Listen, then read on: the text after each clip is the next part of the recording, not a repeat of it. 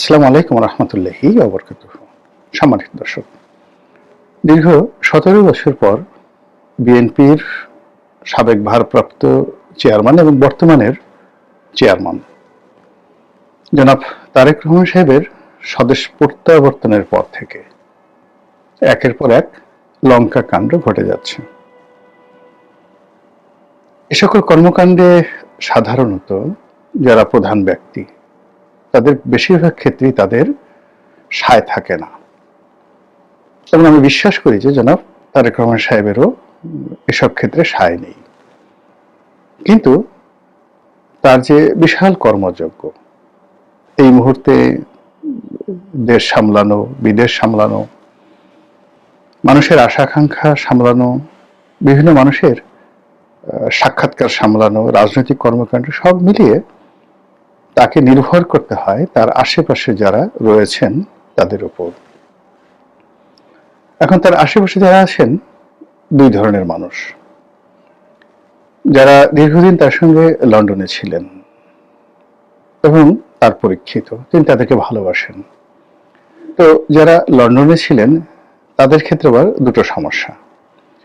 প্রথম সমস্যা হলো যে তারেক রহমান সাহেব তাদেরকে খুব ভালোবাসেন, আর এই যে তারেক রহমান সাহেব তাদেরকে খুব ভালোবাসার কারণে বাংলাদেশে বিএনপির যে সকল পরীক্ষিত নেতাকর্মী রাজপথে ছিলেন তারা সঙ্গত কারণে এই সমস্ত লোকদেরকে পছন্দ করেন না, যে আমরা এখানে এত খাটলাম, এত কিছু করলাম, আর তারেক রহমান সাহেব বিদেশ থেকে যাদেরকে নিয়ে এসেছেন তারা বয়সে অল্প বয়সী, তরুণ, বাস্তব রাজনীতির ক্ষেত্রে এতটা অভিজ্ঞতা সম্পন্ন নন, অথচ তারেক রহমান সাহেব তাদেরকে প্রিভিলেজ দিচ্ছেন। এই গেল এক। আর তাদেরকে বাদ দিয়ে তারেক রহমান সাহেবের সঙ্গে দেখাও করা যাচ্ছেন না। অন্যদিকে যেটা হলো যে যারা লন্ডন থেকে এসেছেন তারা মূলত তারেক রহমান সাহেব যেহেতু পছন্দ করছেন, তাদেরকে ধরে নেওয়া হয় তারেক রহমান সাহেবের ইচ্ছা, আকাঙ্ক্ষা, স্বপ্ন, তার রুচি, অভিরুচি, শিক্ষা দীক্ষা সবকিছুর সঙ্গেই তারা কমপ্লাই করতে পারেন। তা না হয়তো তাদেরকে নিয়োগ দিতেন না। অথবা এমন হতে পারে যে লন্ডনে তারেক রহমান সাহেব যাদেরকে খুঁজেছেন, তো সেখানে যাদেরকে পাওয়া গেছে সেই লোকগুলোর মধ্যে এরাই উত্তম। এখন হয়তো যদি তারেক রহমান সাহেবের আশেপাশে দেশ চাইতেও আরো অনেক ভালো লোক পাওয়া যেত, এমনকি মার্টিন লুথার কিং এর মতো মানুষ পাওয়া যেত, বারাক ওবামার মতো মানুষ পাওয়া যেত, তিনি হয়তো তাদের সাহায্য নিতে পারতেন। এখন যাদেরকে পেয়েছেন এবং গত 17 বছর ধরে যারা তাকে সঙ্গ দিয়েছে, বিভিন্ন পরীক্ষায় উত্তীর্ণ হয়েছে, তিনি সঙ্গত কারণে তাদের প্রতি নির্ভরশীল হবেন। আর সেই মানুষগুলো বাংলাদেশে এসে ন্যাচারালি যে বিপদে পড়বেন সেটা হলো তারা বাংলাদেশের আবহাওয়া, প্রকৃতি, পরিবেশ এটা সহজে বুঝতে পারবেন না। এখানে যারা আছেন বিএনপির ভেতরের এবং বিএনপির বাইরের, জামাতের এবং আওয়ামী লীগের যে সকল শ্রেণী শত্রু রয়েছে, তারা সঙ্গত কারণে তারেক রহমান সাহেবের যারা পার্সোনাল স্টাফ রয়েছেন, সহকারী রয়েছেন অথবা অ্যাডভাইজার রয়েছেন, তাদের পদে পদে বাধা তৈরি করবেন, বদনাম করবেন, দুর্নাম করবেন, এবং এই কর্মকাণ্ডের ফলে একটার পর একটা অনার সৃষ্টি হবে। আর তার ফলে ইতিমধ্যে অনেক কিছু ঘটে গেছে, যার কিছু কিছু নমুনা আমরা দেখতে পাচ্ছি, আর বেশিরভাগই আমরা দেখতে পাচ্ছি না। কিন্তু আপনি যদি তারেক রহমান সাহেবের মুখের দিকে তাকান তাহলে বুঝতে পারবেন যে সেখানে অনেক কিছু ইঙ্গিত করে। এই গেল এক। দুই নম্বর হলো যে তার সাংগঠনিক যে সঙ্গী সাথী বাংলাদেশে আছেন, এদের মধ্যে তরুণ, বৃদ্ধ এবং মধ্যবয়সী, তাদের মধ্যে একটা দ্বন্দ্ব সংঘাত। যারা মনোনয়ন পেলেন আর যারা পেলেন না, যারা খুশি হলেন না, যারা বিদ্রোহ করলেন, আবার কেউ কেউ বিদ্রোহ করলেন না কিন্তু তলে তলে ঠিকই খোঁচাতে থাকলেন। তো এই জিনিসগুলোর ফলে কি হলো, ওনার যে স্বাভাবিক কর্মকাণ্ড, স্বাভাবিক যে প্রসপেক্ট অ্যান্ড অ্যাসপেক্ট, এই জিনিসগুলো নষ্ট হয়ে যাচ্ছে। তো এই বিষয়গুলো তিনি বুঝবেন বা তার যারা লোকজন বুঝবেন কিভাবে এগুলো থেকে বের হতে হবে, সেটা তাদের বিষয়। কিন্তু একটি বিষয় যেটি আমার কাছে মনে হয়েছে যে এটি বলা উচিত, তারেক রহমান সাহেবের জন্য নয়, দেশের জন্য নয়, কিংবা জাতির জন্য নয়, এটি বলা উচিত আমাদের সকলের জন্য স্পেসিফিক। এর কারণ হলো এই সমস্যাগুলো কেবলমাত্র তাকে নয়, আমাদের সবাইকে সম্মিলিতভাবে ক্ষতিগ্রস্ত করবে। যদি আপনি ধরেন যে শেখ হাসিনার জামানাতে সবচেয়ে বড় সমস্যা কি ছিল? সমস্যা ছিল যে খুব বড় বড় উঁচু মার্গের জ্ঞানী, যাদের জ্ঞান গরিমা পাণ্ডিত্য নিয়ে কোনো একটু শব্দ করার বা একটা ডট দেওয়ার যোগ্যতা আমার আপনার নেই। এরা কেউ কবি, কেউ সাহিত্যিক, কেউ সাংবাদিক, কেউ অধ্যাপক, কেউ ভাইস চ্যান্সেলর, স্ব ক্ষেত্রে তারা দেশের সেরা মানুষ। তো সেই মানুষগুলো যখন শেখ হাসিনার সামনে গিয়ে ফ্ল্যাটারিং করতেন, মিথ্যা কথা বলতেন, তাকে প্রশংসা করতেন, মিথ্যা প্রশংসা করতেন, ওই প্রশংসা মানে বিষ, মানে সাপের বিষের চাইতেও ডেঞ্জারাস। এর কারণ হলো, যাকে প্রশংসা করা হয় তার মাথা ঠিক থাকে না। সে দেখেন যে আল্লাহ এত বড় একজন জ্ঞানী মানুষ, গুণী মানুষ, ভাইস চ্যান্সেলর, তিনি যেহেতু বলেছেন এটা তো সত্য হতেই পারে। তো এইভাবে সাংবাদিক, সাহিত্যিক, আমলা, কামলা, দলীয় পান্ডা সবাই যে একটা তেলের ভান্ডার শেখ হাসিনার জন্য তৈরি করে ফেলেছিলেন, সেই তেলের ভান্ডারের কারণে পুরো গণভবন, প্রধানমন্ত্রীর কার্যালয়, আওয়ামী লীগের কেন্দ্রীয় কার্যালয় রীতিমতো এতটা পিচ্ছিল হয়ে পড়েছিল যে ওটা অতিক্রম করে দলের যারা নেতাকর্মী, যাদের হৃদয়ে নৌকা ছিল, বঙ্গবন্ধু ছিল, জয় বাংলা ছিল, এবং যারা মনে প্রাণে শেখ হাসিনার কল্যাণ কামনা করতেন, তাদের আসলে কাছাকাছি যাওয়াটাই সম্ভব ছিল না। এবং ধীরে ধীরে তিনি বাস্তবতা থেকে বিচ্ছিন্ন হয়ে পড়েছিলেন এবং একটা সময় এই সুযোগটি গ্রহণ করে সামরিক বাহিনী, তারপর তার এসএসএফ বাহিনী, পুলিশ বাহিনী এবং এই বাহিনীর যে সকল দলীয় পান্ডা ছিল, তারা তাকে সম্পূর্ণভাবে নিরাপত্তার নামে ভয় দেখিয়ে, জঙ্গি আতঙ্ক দেখিয়ে তাকে জনবিচ্ছিন্ন করে ফেলে এবং তার পরিণতি তাকে ভোগ করতে হয়েছে। জনাব তারেক রহমান সে বাংলাদেশে আসার পর মানে শেখ হাসিনার জন্য যে পরিবেশ পরিস্থিতি ছিল, তার জন্য যে ঝুঁকি ছিল, তার সাথে বহু বহু ঝুঁকি। এবং এই মুহূর্তে বাংলাদেশে চলমান যে সমস্যা, আগামীতে যারা ক্ষমতা আসবে বা এখন যারা আছে তাদের জন্য এই সকল সমস্যার সমাধান করা, শেখ হাসিনার জামানাতে যে আমলাতন্ত্র ছিল, বিধি ব্যবস্থা ছিল, যেহেতু সেগুলো ভেঙে পড়েছে, সত্যিকার অর্থে এখন যারা আছেন তাদের জন্য খুবই কঠিন, আগামীতে যারা আসবেন তাদের জন্য আরো কঠিন হবে। শেখ হাসিনা যে ঋণ রেখে গিয়েছিলেন গত 17 মাসে 18 মাসে, সেই ঋণ বহু অংশে বেড়ে গেছে। শেখ হাসিনা জামানাতে যে রেভিনিউ কালেকশন ছিল সেটা বহুল অংশে কমে গেছে, এখন সরকারের ডেপ্রিসিয়েশনে আছে।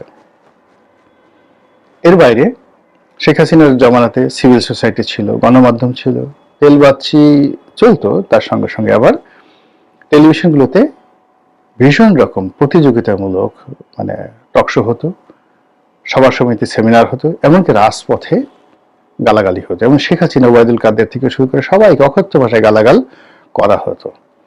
কিন্তু সেই জিনিসগুলো এখন নেই, একেবারেই নেই।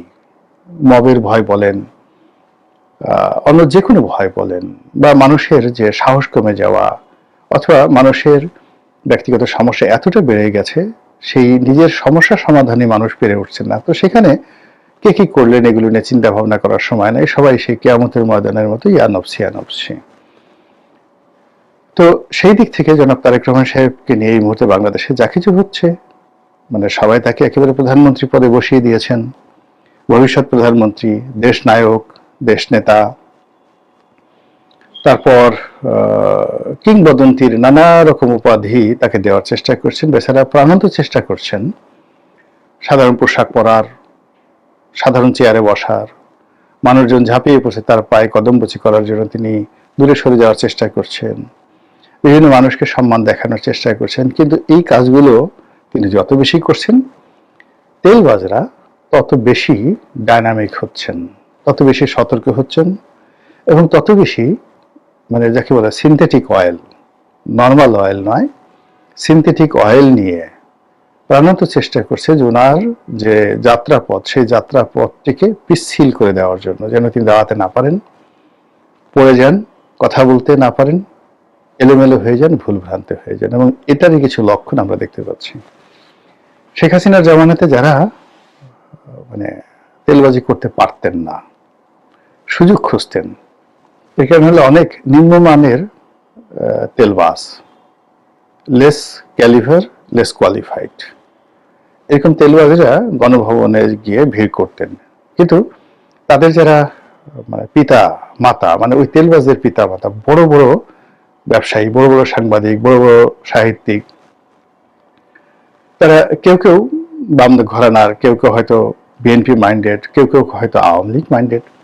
তো তারা তেলবাজি করতে চাইতেন এবং সেই শেখ হাসিনার জমানার মধুমেহ খেতে চাইতেন। কিন্তু ওই যে বললাম না যে চারিপাশে ঘেউ ঘেউ পার্টি এত বেশি ছিল যে তারা যেতে পারতেন না, মনে করতেন যে ওখানে গেলে ইজ্জত থাকবে না। দ্বিতীয়ত হলো যে শেখ হাসিনার আশেপাশে যারা ছিলেন তারা এমন একটা পরিবেশ সৃষ্টি করে ফেলেছিলেন যে ওই সকল ঘেউ ঘেউ পার্টি কে মানে রাজদরবারে প্রবেশ করাবেন শেখ হাসিনার সেই রুচি অভিরুচি উঠে গিয়েছিল। এখন এই গ্রুপটি সদল বলে ঝাঁপিয়ে পড়েছেন। বড় বড় তেলবাস, মানে যারা সাধারণত আন্তর্জাতিক অঙ্গনে তেল দেয়, যারা সেই বিভিন্ন রাজপ্রাসাদে তেল দেয়, হোয়াইট হাউস, এলিসি প্রাসাদ, বাকিংহাম প্যালেসে যারা তেল মারে, এইরকম তেল এখন জনাব তারেক রহমান সাহেবের পেছনে দেওয়ার জন্য, সামনে দেওয়ার জন্য, চারিদিকে ছিটানোর জন্য যে সকল মানুষ তাণ্ডব শুরু করেছে, এই তাণ্ডবে ওনার মানে চলার যে পথ, এই পথটি নষ্ট হয়ে যাচ্ছে। এই গেল এক। বোঝার চেষ্টা করুন যে এই তেলবাজির মধ্যে কি কি বিষয়গুলো নিয়ে আসছে। আমরা এখনো যারা ইউটিউবে কন্টেন্ট তৈরি করি বা আমরা ফেসবুকে যারা লিখে খুব সেলিব্রিটি, আমাদের এক একটা যাদের লাইক কমেন্ট বা একটা স্ট্যাটাস দিলে যেখানে 1 লাখ লাইক পড়ে যায়, 1 ঘন্টার মধ্যে যেখানে 50 লাখ লোক দেখে ফেলে, তো এরকম যারা ফেসবুক বা ইউটিউবে যারা সেলিব্রিটি রয়েছি, তো তাদেরকেও যদি বলা হয় যে ইউ আর এ ফেসবুকার, সে কিন্তু একটু হলেও অপমান বোধ করে যে এত কিছু বাদ দিয়ে আমাকে ফেসবুকার বলা হলো, বা বলা হলো সে একজন ইউটিউবার। যেমন আমার কথাই বলি, এখন আমার তো মাশাআল্লাহ ধরেন ইউটিউবে একটা অবস্থা হয়েছে, তো সেই দিক থেকে যদি বলা হয় যে গোলাম মোল্লা রনি সাবেক সংসদ সদস্য, লেখক, চিন্তক, রাজনৈতিক বিশ্লেষক, এগুলো বাদ দিয়ে যদি বলা হয় গোলাম মোল্লা রনি একজন এমিনেন্ট বা ধরুন একজন নামকরা ইউটিউবার, আমার কিন্তু জিনিসটা ভালো লাগে না, কোনো অবস্থাতে ভালো লাগে না। ইভেন মার্ক জাকারবার্গ, যিনি মেটার প্রধান, ইউটিউব মানে ঈশ্বর জনক যাকে বলা হয়, ফেসবুকের জনক, তাকে যদি ফেসবুকার বলা হয় তিনি ইনসাল্ট ফিল করেন এবং তিনি এখন ফেসবুক নিয়ে খুবই আনহ্যাপি, ভীষণ রকম আনহ্যাপি। যেভাবে আলফ্রেড নোবেল তার ডিনামাইট নিয়ে আনহ্যাপি ছিলেন, সেরকম তিনি আনহ্যাপি। তো এখন বাংলাদেশে এই তেলবাজরা জনাব তারেক রহমান সাহেবকে একজন ফেসবুকার হিসেবে শ্রেষ্ঠত্ব দিতে চাচ্ছেন, অমরত্ব দিতে চাচ্ছেন, এবং তারা গবেষণা করে বের করেছেন যে গত কয়েক মাসে ডোনাল্ড ট্রাম্প ফেসবুকে যে সকল স্ট্যাটাস দিয়েছেন বা তার যে অ্যাক্টিভিটিস রয়েছে, তার সাথে তারেক রহমান সাহেবের যে অ্যাক্টিভিটিস, এটা অনেক বেশি। এই জন্য তিনি ডোনাল্ড ট্রাম্পের চেয়ে শ্রেষ্ঠ। বলেন তো, দুনিয়া থেকে তেল দেওয়ার আর কোনো শব্দ ছিল না, আর কোনো ভাষা ছিল না, আর কোনো সেক্টর ও উপসেক্টর ছিল না, এই জিনিসগুলো তারা শুরু করেছে। আর এটি দেখলাম যে জরিপ করে কারা যেন বের করেছে যে সর্বকালের সৎ যারা শাসক, তাদের মধ্যে 1 নম্বর হলো জিয়াউর রহমান সাহেব। ভালো কথা, জিয়াউর রহমান সাহেব সততা ছিলেন, এটা জরিপ করার কি আছে? আর এখন জিয়াউর রহমান সাহেবের সততার জরিপ এখন করতে হবে কেন? যেটা ইতিহাসে প্রমাণিত হয়ে গেছে যে তিনি একজন সৎ মানুষ, সেটি এখন এই দালালরা, ফড়িয়েরা বের করেছে। এবং এটা শেখ হাসিনা জামানাতে ছিল। তিনি পৃথিবীর 3 নম্বর সৎ প্রধানমন্ত্রী, তিনি পৃথিবীর 2 নম্বর পরিশ্রমী প্রধানমন্ত্রী।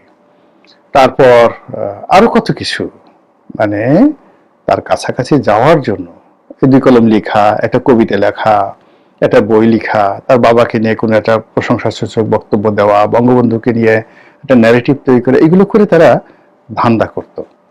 এখন এই যে ফুড়ি এবং ধান্দা তারেক রহমান সাহেবকে কেন্দ্র করে যেটা শুরু হয়েছে, আল্লাহ মাফ করুক, আমাদের সবাইকে মাফ করবে, এটা যদি অব্যাহত চলতে থাকে তাহলে গন্তব্য যে কোথায় গিয়ে শেষ হয় মহান আল্লাহ রাব্বুল আলামিন ছাড়া আমরা কেউ বলতে পারি না।